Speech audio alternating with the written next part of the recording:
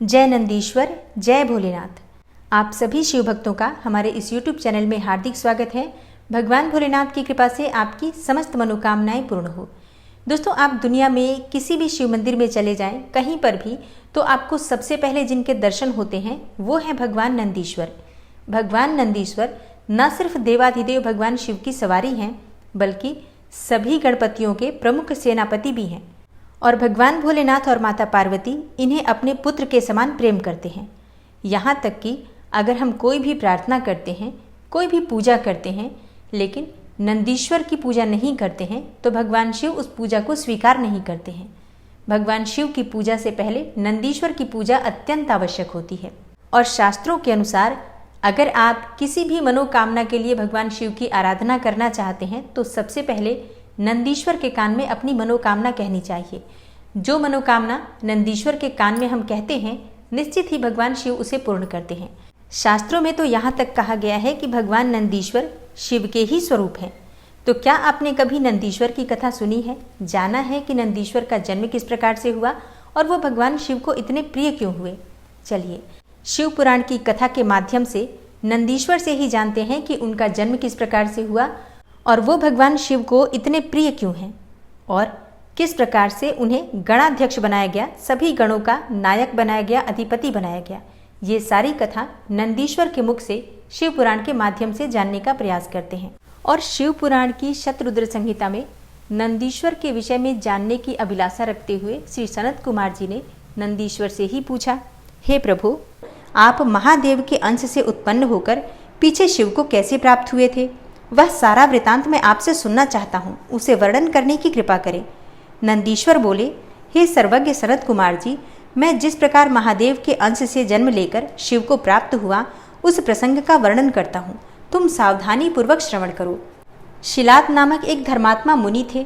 पितरों के आदेश से उन्होंने अयोनिज सुव्रत मृत्युहीन पुत्र की प्राप्ति के लिए तप करके देवेश्वर इंद्र को प्रसन्न किया, परंतु देवराज इंद्र ने ऐसा पुत्र प्रदान करने में अपने को असमर्थ बताकर सर्वेश्वर महाशक्ति संपन्न महादेव की आराधना करने का उपदेश दिया। तब शिलाद भगवान महादेव को प्रसन्न करने के लिए तप करने लगे। उनके तप से प्रसन्न होकर महादेव वहां पधारे और महासमाधि मग्न शिलाद को थपथपाकर जगाया। तब शिलाद ने शिव का स्तवन किया और भगवान शिव के उन्हें वर देने को प्रस्तुत होने पर उनसे कहा, हे प्रभु, मैं आपके ही समान मृत्युहीन अयोनिज पुत्र चाहता हूँ। तब शिवजी प्रसन्न होकर मुनि से बोले। शिवजी ने कहा, हे तपोधन विप्र, पूर्व काल में ब्रह्मा जी ने, मुनियों ने तथा बड़े बड़े देवताओं ने भी मेरे अवतार धारण करने के लिए तपस्या द्वारा मेरी आराधना की थी। इसलिए हे मुने, यद्यपि मैं सारे जगत का पिता हूँ, फिर भी तुम मेरे पिता बनोगे और मैं तुम्हारा अयोनिज पुत्र होऊंगा तथा मेरा नाम नंदी होगा।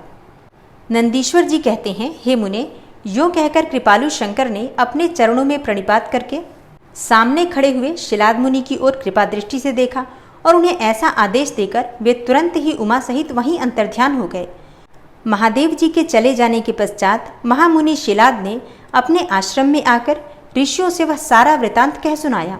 कुछ समय बीत जाने के बाद जब यज्ञ वेत्ताओं में श्रेष्ठ मेरे पिताजी यज्ञ करने के लिए यज्ञ क्षेत्र को जोत रहे थे, उसी समय मैं शंभु की आज्ञा से यज्ञ के पूर्व ही उनके शरीर से उत्पन्न हो गया। उस समय मेरे शरीर की प्रभा युगांतकालीन अग्नि के समान थी।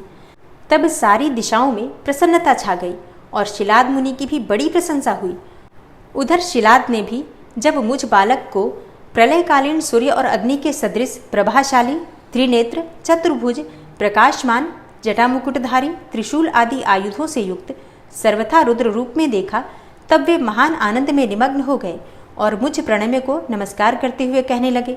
शिलाद बोले, हे सुरेश्वर, चूंकि तुमने नंदी नाम से प्रकट होकर मुझे आनंदित किया है, इसलिए मैं तुम आनंदमय जगदीश्वर को नमस्कार करता हूँ।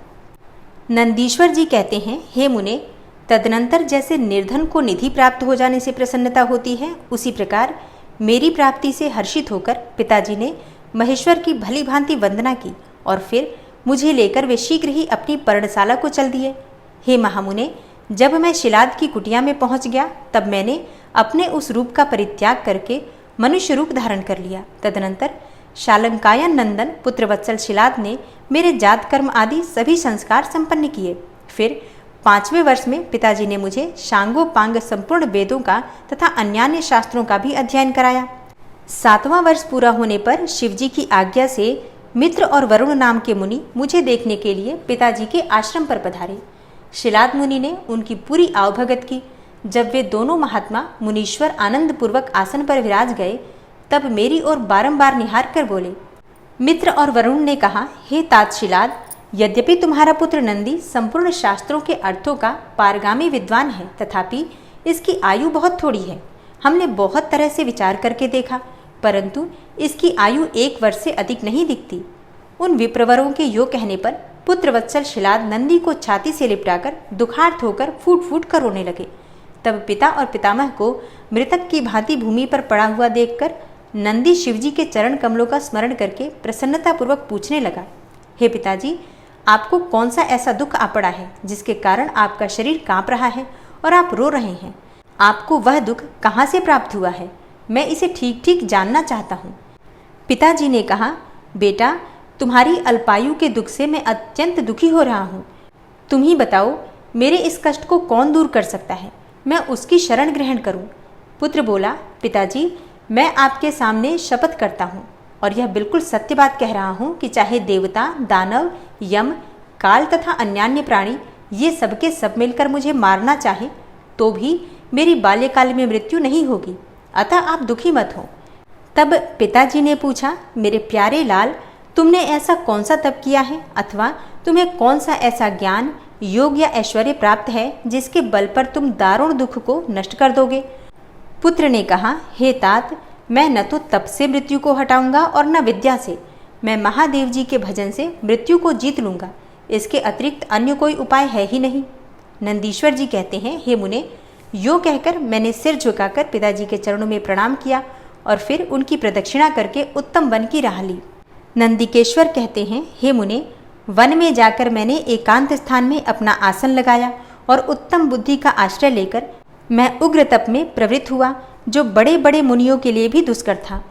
उस समय मैं नदी के पावन तट पर सुदृढ़ रूप से ध्यान लगाकर बैठ गया और एकाग्र तथा समाहित मन से अपने हृदय कमल के मध्य भाग में 3 नेत्र, 10 भुजा तथा 5 मुख वाले शांति स्वरूप देवाधिदेव सदाशिव का ध्यान करके रुद्र मंत्र का जप करने लगा।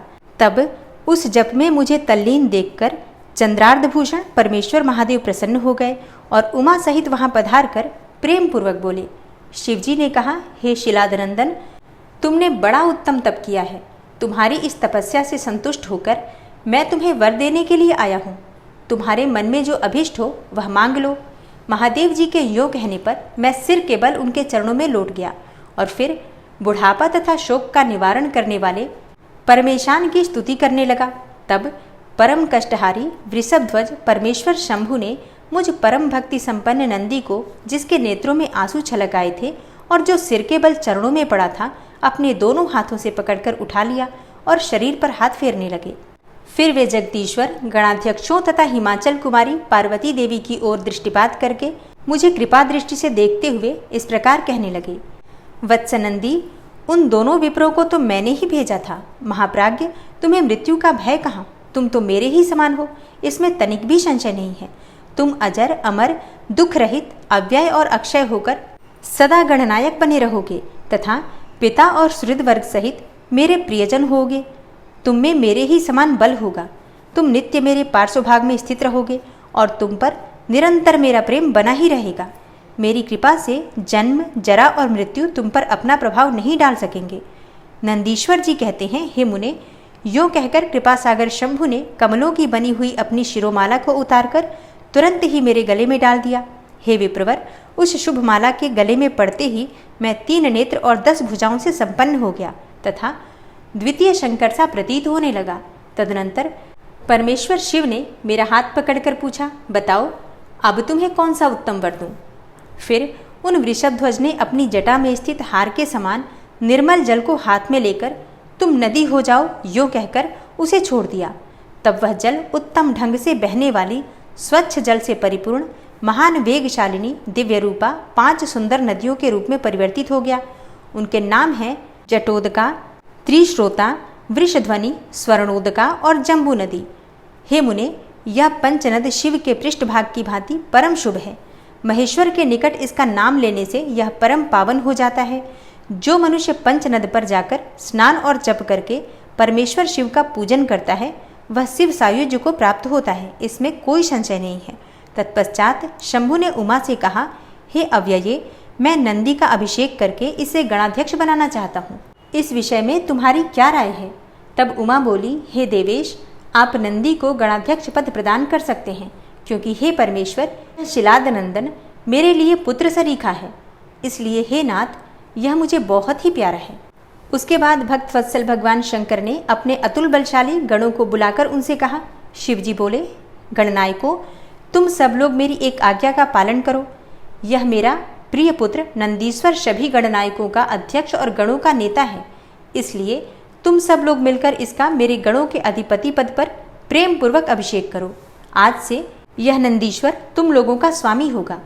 नंदीश्वर जी कहते हैं, हे मुने, शंकर जी के इस कथन पर सभी गणनायकों ने एवमस्तु कहकर उसे स्वीकार किया और वे सामग्री जुटाने में लग गए। फिर सब देवताओं और मुनियों ने मिलकर मेरा अभिषेक किया। तदनंतर मरुतों की मनोहारिणी दिव्य कन्या सुयसा से मेरा विवाह करवा दिया।